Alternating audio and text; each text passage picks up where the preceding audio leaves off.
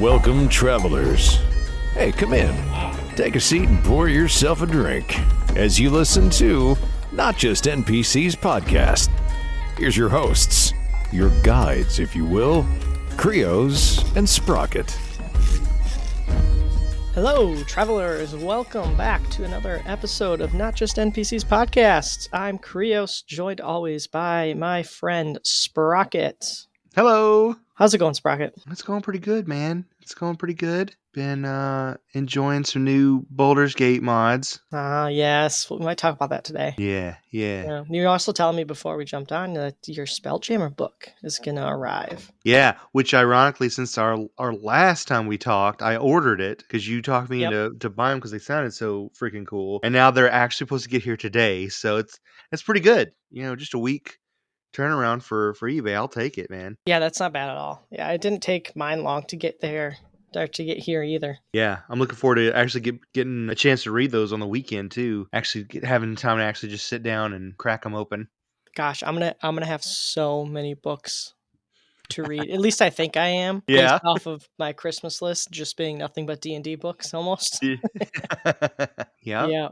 I love it. Yeah, I did get some exciting news just before we popped on. Actually, I got an email that the music that I use, it was a Kickstarter that from Monument Studios. It's actually the music that we use for our intro that came from them. And apart from the voiceover's a buddy of ours. Yeah. The music, they're in like a beta version right now where you can create scenes, stuff like that. And the quality is just amazing. And so I backed their Kickstarter a month or two ago. And they just gave us an update that they're still on schedule to release in 2025. Oh, February 2025. So so very soon then. Yeah, just in time for when we start back up Curse of Strahd. Heck yeah, dude. That's going to be amazing. Yeah, we'll probably get like two or three sessions in, and then I'll have that up and running. Yeah, it'll be awesome, man. I'll just use the beta version for now. But yeah, I'm looking forward to that. And then my other Kickstarter, Kickstarter it's dangerous. Oh, yeah, 100%. It's like Etsy right now for me. You go on there and look D&D stuff up. It's just like a rabbit hole that you never come out of. Oh, 100%, dude. I my buddy in Canada, you play Baldur's Gate with him. He's super obsessed into board games. He spends thousands of dollars on Kickstarter on board games. He has a whole wall just board games, just boxes and boxes. And they're all like special first collector's edition, whatever, for the Kickstarter stuff. So they've got special 3D models. He's got one box that is just these gorgeous giant fantasy models and villains and bosses for this like board game that he's never even played. And that's my problem. You buy the board game, but then you just don't have time. Yep. Because you have to have people to play it with. Right. And right now it's just me and my wife, and our little one is not old enough to even start to pick up the pieces. Right. It's just him and his girlfriend, and they do find a lot of 2-player games together, which kudos to them, because I think that's harder to do for board games. But yeah, he's got so many gorgeous, giant, epic, all these pieces and parts and books and stuff, and he's never cracked it open. Well, not to play. And it's just like, man, that's, like you said, the rabbit hole of Kickstarter. If you really have a hobby and love something, it's a dangerous place. Yeah. The other thing that I'm waiting on from Kickstarter is my scent file. I forget what the company's Scented Realms, I think. Yes.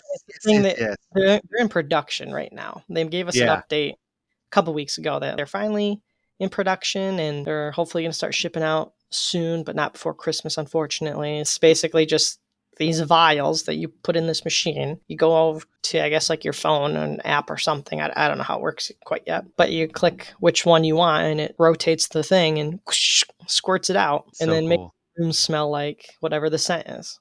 Yeah, so cool. So I'm excited for that to come too. Well, I remember when they were first bringing out the packs, and you were reading out loud to me all the different scents they had, and we were sitting there because you were trying to build a pack because of whatever tier membership you were, and you were trying to build it because they had so many scents, and we were both sitting there like, would I use this for a D&D session? When would I use wet dog, exactly, when would I use this? I ended up picking ones that you could use it for more than one thing. Yeah. So for instance, they made a big big boo-boo on it too. Uh-oh. In their description, their intentions were everybody's going to vote on A, B, or C. A 4-pack of A, 4-pack of B, 4-pack of C. And then that's what they Okay. were going to give everybody. Oh, okay. Well, everybody that bought it thought that we got to pick our own 4. Yeah. They made it right. Hey, we're going to let you guys all pick your own 4. That's our bad. That's good. And they were like, we're also going to still send you the 4-pack as well. Oh, nice. Okay. Well, at least So, they're cool about it. yeah. So probably a whole lot more work for them, but obviously Yeah. they want to do good. Yep. So Yeah. One of the ones that it's a cobalt smell. I wonder what a And cobalt I was smells reading like. the description and it sounded like it's like mechanical because kobolds Oh. make things that like I mean, traps and I mean, it had True. other things in there. But I was Yeah, like, you know what? sure. Yeah, I could probably use this for more than just cobalt. So talk to me about, okay, so we played Baldur's Gate 3. And okay, this might not be quite a D&D episode here for those of you listening, but it's D&D related. I mean, Baldur's Gate is D&D basically. Mhm. It's a computer game. But you were telling me how we played a campaign, we finished it, we won because we're awesome. I mean, you can't really lose. Of course. But Not unless you're trying really hard. yeah. Told me that you were playing another campaign without Mhm. me. Shame on you. Yeah. I was kind of bullied into it, but yeah. You hear that, friends out there? Right, yeah. Rockets. That's right. He Peer pressure. doesn't want to play with you. They know they peer pressure me. It's not a shock to them. I mean, I try to peer pressure you every night into playing either Helldivers or Yeah. Marvel Rivals. So Right. Well, I got you into Marvel Yeah, Rivals. yeah. Thank you very much. Yeah, just started And that. Helldivers, come to think of it. But that's beside the point. Yeah, that's true. Great game. Oh, so addicting. So good. But yeah, Baldur's Gate. But yeah. You were telling me how they came out with a mod for it and you can Yeah. play an Artificer. Yes. So That sounds amazing. yeah, absolutely. Because it was Artificer, if I'm not mistaken, was the only original Wizard of the Coast class Baldur's Gate team. I can't think of the name of the company that made the game now. Did not put into the game. Larian? Was it Larian Studios? I think so. I That's don't know. probably I right. just I don't remember remember seeing now. the word Larian come up when I load the game. Probably. They didn't exclude it. And God love them. I don't blame them because it would have been because Artificers do a lot with your gear, right? It's a lot of infusions and messing That with had to be a magic and hard stuff. mod to make. That yeah, well it's cool how they put it in, but you could see where the idea of the class in some parts, and I'll break it down here in a second. But yeah, it was one of those things where it's okay, I'll just go to my default, which is a druid or whatever, and play that, and then sure enough, like you said, it's on PC. There's a billion mods. They even have a full interface built into Baldur's Gate, so you don't have to go and download mods separately on a website anymore, like through Nice. Steam. You can just literally do it right through the community on the Baldur's Gate, which for me, that was brand new. I had no idea that was a thing. And I had seen videos of mods and bringing in mer-focused playable races and cosmetics and other sub-races and stuff you could play. And I was like, okay, that's super cool. That makes sense. Modders in the gaming community are phenomenal. And then, like I said, couple friends were like, hey, let's play Baldur's Gate 3. Oh, I've been through like 2 campaigns. Yeah. The last one was with And they're everyone I wanted to pretty play long. with. Yeah, and I was like, it's so long to try to organize everybody, like a true D&D game. It's very long to organize everybody, show up and play. Anyways, and so they're like, oh, let's just do a round of it. And then No, you never just do a round. no, you don't. You get sucked into it, just like always. And plus, somebody who knows my weaknesses is, hey, they've got a mod for you to play an Artificer class. I'm like, shut your mouth. Let's see what that's like. Oh man, I was totally done. And the thing is, they had all the subclasses in there, and you're not going to believe it, but I still pick Battlesmith, so I still have a robot buddy, and I run around. Is it a turtle like it is? No, in our you can't. campaign? You couldn't choose. No, you couldn't. He's just an empty suit of armor that just follows you around, basically, like Steel Defender, which is fine. But they did a really cool job because you still get to pick proficiencies. Spells were all right, of course. But one of the cool things was they actually did an infusion system. It took me a few minutes to kind of get used to it. You get so many infusions per day, just like normal. But then when you're picking your class, when you're leveling up and you're picking your spells for each level, you can pick what infusion you want. Once you pick them at the beginning of the day, if I just have the boots of many ways or whatever, that gives you free Misty Step for long rest, and instead of like clicking on that, then clicking on whatever boots, you just click it and it takes away an infusion tick, and then you automatically get the spell on your bar. it still counts it as you're infusing your armor as far as your headcanon fantasy, but you don't have to actually have the boots on or put them on the boots or whatever. And so far, that's been really cool. That's a really cool way. And then when I go to my boots, it'll actually say the infusion on them. I guess it's just like flavor tag. Doesn't necessarily mean anything. When I look at my weapon after a couple of attack infusions, it actually has enhancement +1 from infusion written on it, which is wild to me that they know and can program all that in there, you know? Never actually downloaded a mod for a game before. Really? Yeah. Part of me is terrified that I'm going to get some computer virus.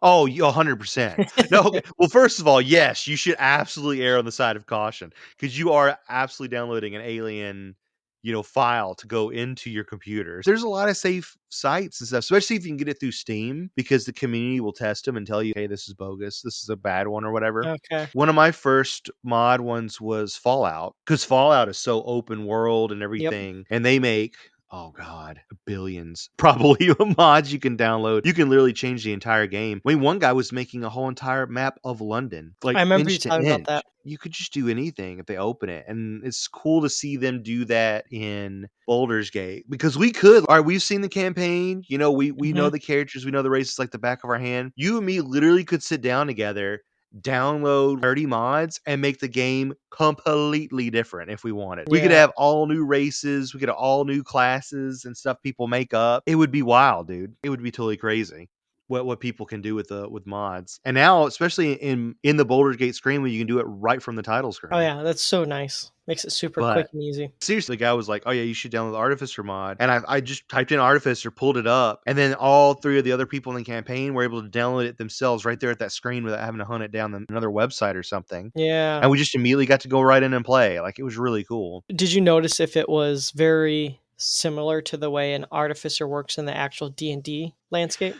So far for like if I was a new yeah. player and I wanted to learn how to play Artificer, could I jump into Baldur's Gate 3, download that mod, play it, and get an idea at least of how to play an Artificer? I would say speaking specifically for a Battlesmith subclass, yes.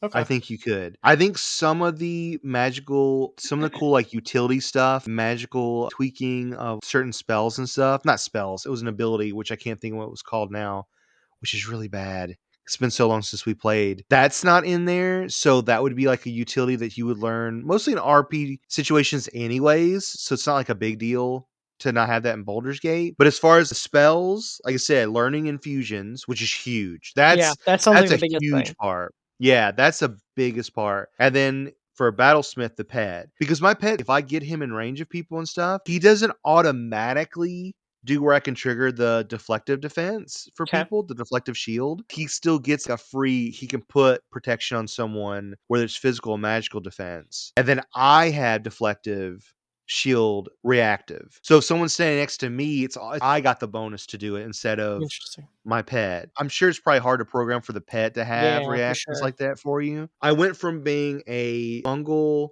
what do they call them? Like the rot druids, because that's how I was going to play, to going Artificer. I was going to be full back ranged, 2 other back ranged, and 1 melee. And now we're 2 melee up front, which is great because the other person we're playing with, she's very suicidal. She's got this jumping build with this barbarian, bard, monk, whatever the heck she's doing. It's Baldur's Gate breaking multi-class bonkers stuff. Nice. And she's doing that, but it gets her killed really fast because she doesn't wear a lot of armor for a lot of the bonuses. With me up front now, I can cast protection on her and do shield reflect and cast sanctuary on her when she needs to get out. All of a sudden, that was what I was trying to build in Curse of Strahd. Of course, we're also far ahead as far as level goes. I mean, we're almost level 11. No, you're not. In Baldur's Gate. Okay, I was gonna say you guys are like that's what I'm saying. 7 or 8 right now, I think. Exactly, yeah. So we're already we're like a feat, 2 more ranks of spells ahead of where we are in Curse of Strahd. Plus, I have way better gear because Baldur's Gate just throws magical items at you, right? Thanks for telling me I'm a terrible DM. No, it's Curse of Strahd. We all know you don't get magical items very much in Curse of Strahd. No, you don't. When I run modules, it's by the book. I can't add anything. I just have to realize I can add stuff. It's okay. Yeah. But at this point, I'm like, we're so far in. I'm like, it's pointless.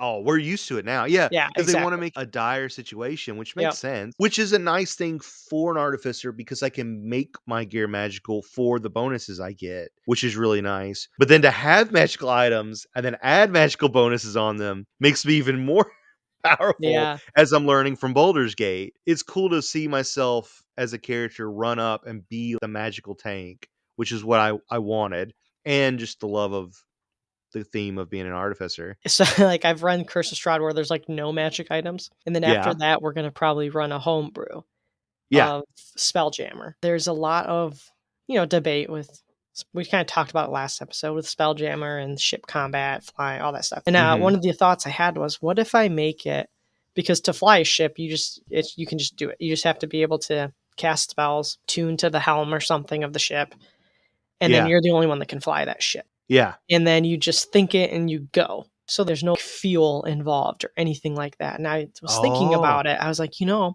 could almost add a fuel source to where magic items power the ship, like artifacts, things, to Oh. where it's a campaign where you get a plethora of magical items, but you have to burn them by dumping them in the incinerator or something in order for your Yeah. ship to be able to travel. And Yeah, like interesting. doing some type of homebrew where if it's like a common item, couple hours of travel. Rare item, you get a day. If it's a legendary item, it's a month. Yeah, which ones do we want to throw in? Which ones do we want to keep? Yeah, interesting. Yeah. That would be really cool. It makes me think of Back to the Future, the DeLorean Okay. in 2 where he could just throw he literally threw garbage into the fusion engine in the back and it just fueled it because he Yeah. just got it from whatever far off future where everything's easy just to throw garbage in there Yeah. and it just runs the engine. When you do get into combat, people are going to be more prone to steal from you as well as you from their ship because they're going to have some magical items on board. Yeah. So we're pirates now. Yeah, yeah, exactly. Suddenly. So that was just an idea. I don't know if I actually run that or not, but Sure. talk about going from no magic items in Strahd to Yeah. unlimited in the homebrew. Well, yeah, that's the cool thing about running Baldur's Gate. I mean, obviously, specifically with your friends, is that you get a chance to test out Yeah, characters and specs and what does it feel like to have a monk yeah, that's full in purples and or rares and very rare gear, maybe with a legendary weapon, versus in a real campaign you may end up having only like 4 magical items yep. on you, barely level like 15, depending on the Okay, story and everything. we keep kind of going down these little rabbit holes here. The Yeah, yeah. Dungeon Master Guide, the new one, the 2024 version, has a sheet that you can print out, and this is one of my favorite things from the book. It's just the smallest little thing. The door chart. I know. We talked No, about it's not the door chart. It's one page, single-sided page, Yeah. and it has magic items for as a DM of how many to give out to your players at each level. Oh. So it's I have it right here. While you're looking that up, it makes me think of they don't want it to be like Critical Role, where he accidentally, like, at the beginning of the campaign, gave out insane magical items that some of them, Liam O'Brien, kept and just made their rogue super speedy and broken for the rest of the campaign. Didn't he do something about that though to get rid of that at the same No, time? he gave him freaking wings. He made it worse. Oh, Because he became see, a knight of the problem with a knight of the Raven Lord or whatever, and then he got wings on top of it. oh, so you're talking about the one that's on Prime right now, that season. Oh yeah, Vox Machina. Yeah, I'm talking about the Okay. Vox Machina See, I campaign. didn't get into D&D till 2020, so I didn't really know Critical Role until their second season. And even Oh, then, the they're the so Mighty long Nine? of episodes, and I just don't have They enough are. time. That I think I got through a quarter of this season before I just lost track, and I'm like, okay, I can't keep up. Yeah, I got through all of Vox Machina campaign, and I got 150 something of Mighty Nine, but my fiance started watching them with me, so I felt, and like you said, they're so long, I felt so bad to watch because I could Yeah, watch them at work or put them on at work and listen yeah, to them rather. And I felt so bad listening to them without her because then if I would play one and she would join me later that night, she'd be like, "What happened?" Because I'd be 2 sessions ahead, being at yep, work for 8 hours, and she'd be like, "What's going on?" And then I have to explain it, and it's just, oh, but it's not like you should have seen it though. You should have seen the reactions, and I felt bad, so I stopped doing it without her. And then here I am, still at episode 150 something. I had a Mighty Nine because we haven't gone back to it because she's just so busy at work. Yeah. And like you said, they're so long. It's like, when do you sit down and just listen to them? Yeah, I found the magic item. It's called the magic item tracker. I love that. It does it by levels 1 to 4, 5 to 10, 11 to 16, and 17 to 20. It's got levels 1 to 4. And then it has the rarity of the item: common, uncommon, and rare. Levels 1 to 4, it suggests that you give out 6 common, 4 uncommon, and 1 rare. And then levels 5 to 10, you have 10 common, 17 uncommon, 6 rare, and 1 very rare. And then you don't get legendary until level 11 to 16. I'm not a new DM, but it's hard to know how not to break the game with giving out Yes, exactly. magic items. Because, I mean, And I especially don't know if certain magic items and certain classes really can break combat for them. You have to be so careful. It's really and dangerous. I don't know if it's actually gonna work or not. Yeah. But at least it's a guideline, a starting point. Yeah, sure. I was excited about that because that's something that at least I didn't notice. The first DM that, of course I read cover to cover like everybody. Yeah. Yeah. I know, I've got to get those too. Talking about books, I still have to get the new updated. Shame on you.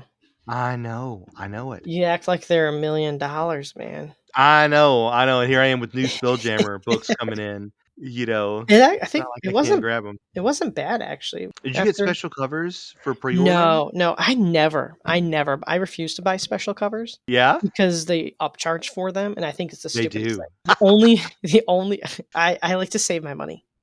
Somewhat, kind of, unless I'm buying D&D stuff. But I figured, rather than spending an extra $20 on the alternate cover, I can buy something else D&D related for $20. So the only reason why my Spelljammer is alternate cover is because it was actually cheaper than the regular cover on eBay. Yep. That's the only reason why that's alternate cover. I'm excited to get those in and read those. I've been because you sent me some PDFs before with some breakdown of some stuff. Yeah, I sent you the whole book PDF, I think, because I found it online for free. Yeah, and I only originally browsed it. I flipped through it and read highlights and stuff, but I didn't obviously full on commit it to memory or anything. And I remember reading some of the stuff. Man, it'd be funny, especially seeing some of the pictures. I was thinking of a character. I'm like, it would be so funny to play a very highbrow, hosh-posh hippo, super fancy with it, but he'd be an artificer gunner, that he would just summon a giant Gatling gun, which is one of their specialties. Instead of a robot turtle, they get to summon certain weapons, cannon, a flamethrower, basically a Gatling gun. That would be so cool. This high, because we saw the monocle on the cover also made me think of it. Yeah, be very, oh my word, and then all of a sudden he just whips out like a giant Gatling gun, but he's just giant fat hippo. That's kind of hilarious. I'm still brainstorming really funny characters. I like my Artificer in Curse of Strahd, but I did min-max, so I didn't do anything too funny or crazy with him. So I think on Spelljammer, I think I'm gonna go the opposite way. I think I'm gonna go left field, just something really fun. Something I want to play, but something like it's gonna be like crazy fun to role play too. Yeah, and if you know what, this just isn't me, I can gladly kill him off and reroll character. True. Fall off a boat, you just see a little hippo off in the distance. Just there floating he goes. Yeah. That's all right. We'll call it his funeral. We'll just wave. Nothing we can do for him now. A week later, Can't the waste ship fuel. hits a dead body. It's his hippo. Yeah, right. Cracks the hull, and then they chase us, and they're forever arch enemies. Speaking of Artificer, I saw. Yeah. So, do you know what Unearthed Arcana is? Unearthed Arcana? I don't think I do. It's Wizard of the Coast, and I've heard of it, but I've never actually looked into it or bought anything or however it works. It sounds like, because I saw a video on YouTube recently, it sounds like Unearthed Arcana is a Wizard of the Coast thing, where it's basically it's what they use to create the Artificer and Tasha's Cauldron of everything. Things that they put in there, released to the community for free to test, and then they get feedback, and then they tweak it and make it better, and then they release the official book. Oh, interesting. So it sounded like one of the people that work for Wizards of the Coast was talking about how the first thing that they're working on after this 2024 release of the new handbook and everything. Yeah. One of the first things that they're starting to work on for Unearthed Arcana to release in the future is the Artificer class. Oh, interesting. Yeah. It'd be interesting to see where this goes. Yeah. If it's going to be 5 years of them just repeating the 2014 things and adding a couple things here and there just to make some money. Right. Or if they're going to release some actual newer things. Are we going to get Tasha's Cauldron of Everything 2.0? Yeah. I More don't think, Cauldron. yeah. I don't think they'll do that. Well, I'll tell you, like, if they follow Games Workshop, who is the company that runs Warhammer Fantasy and 40K, at first they didn't bring out new rules for years and years. And then as things got caught up to late 2000s or middle 2000s, COVID and all that, they started, we'll do, like you were saying, we'll do a new version every like 2 to 3 years. And at first, like you said, it was almost like stat tweaks to units. It wasn't like a full, hey, we're going to do a whole new story, or they've actually didn't even update the canon of the story of Warhammer for like 20 years. Like they just left it. Yeah. And finally they realized that, like you were saying, well, I've spent hundreds of thousands of dollars on armies, 50 plus bucks a book. You're just basically just bringing out new books for art at this point, which is great, but I don't want to spend money on that. Yeah. And now you go from 8th edition to 9th edition, which is what me and my dad were playing last year, to 10th edition, which just came out this year. I mean, you could still, I'm not saying the game is violently different every time, but those 3 versions, they made some hefty changes to the rules and how armies run and how they interact with each other and like special roles you can do as a commander. And let me tell you, the community was so split on that. It went from, hey, you guys never update anything, to, oh my God, you've changed everything and ruined the game and we don't know how to play it anymore. I wonder if, so I say all that to say, I wonder if Wizards of the Coast like sees other big time board game companies, sits there and goes, well, should we crazy change something in the rules, or will that split everyone and get everyone upset? Because it's one of those things, right? You can please some of the people some of the time, but you can't please all the people all the time. How many people do you want to piss off by doing XYZ? And I think it would be wild to see them violently change some stuff in D&D, just because 5th edition is really old and we had it forever and ever. So it would be really cool. Well, it's also my comfort blanket. Like I know 5th edition so well. Exactly. Like that's what I started out. Like I don't even know 1 to 4. Yeah, right. I Me neither. couldn't tell you a single rule in those. Yeah. Apart from, I think I want to say it's 3rd edition, but I could be wrong. If I'm wrong, someone out there is probably going to complain. But there's one of the editions has the minions for your boss or big bad, to where you can have as many minions as you want. You can have 1,000 minions, and they all just have 1 hit point. And it's really easy to kill them or whatever, but it's just a nuisance. Yeah. Basically. And so people do use that to this day still, I know. Oh, okay. So little things here that people carry over to the next edition that they keep. Which is cool. I mean, I know I said this in the last episode, even when me and my dad play, sometimes my dad doesn't get some of the new rules because, again, they change them up so much. I mean, and so sometimes we'll be like, all right, we'll do this whole entire game, 10th edition rules, for example. But then melee, because he knows close combat rules of the old ways so well, we'll stick to old style melee. And that's just, just how we run it. We've got it figured out and everything. Do what makes you comfortable. What makes you happy? What makes it fun? That's the important thing. Yeah. If you're not having fun, you probably need to do something else. Right. One of the rule changes for combat in 2024 is the thing that they had in Baldur's Gate 3, the nick, shove, topple, all those things. That's a lot to like remember. And I'm still in the process of making my own GM screen. Yep. And I'm going to wood burn on it. At least on my side, the rules that I want to see. Well, I think I have to have that on there because I don't know that right now. I'll have to have one. There's so many things I want to put on this that I don't know if I have any room for any of the conditions, like exhaustion, petrified, stuff. I don't know if I have room for any of that.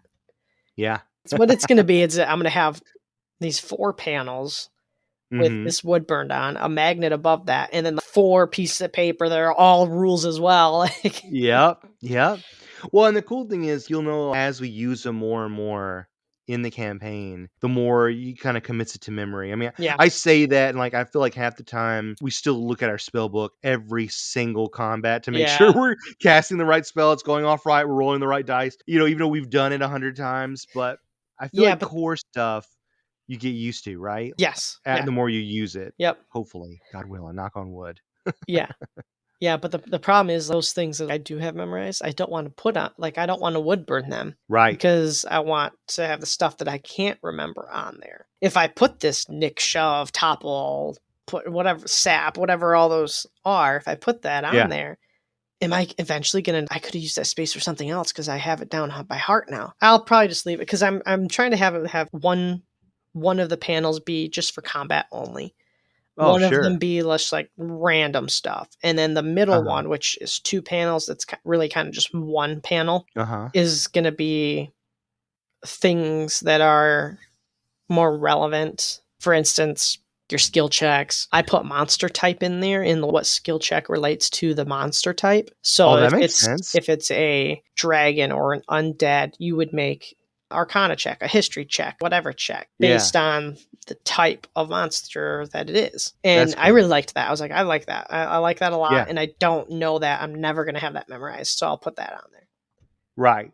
Things like that. And then the random one is just weather. Roll a dice for weather. Usually it's just whatever I choose. But like, I'm make it random. Why not? Yeah.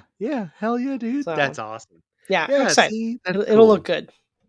Yeah, I'm excited. I know it's going to look good. It's going to be awesome. Did you know when it was going to be done? I know we talked about this last My screen? episode. Your screen, yeah. But did you say when it was going to be done? I'm hoping to have it done before we start Curse of Strahd back up on the 10th. Okay. We'll see, because I'm still designing panels on the back. Yeah. And that's just a process and knowing what I want to put on there don't and rush. having to do it. But once I get those designed, then I just have to print it off, wood burn it on.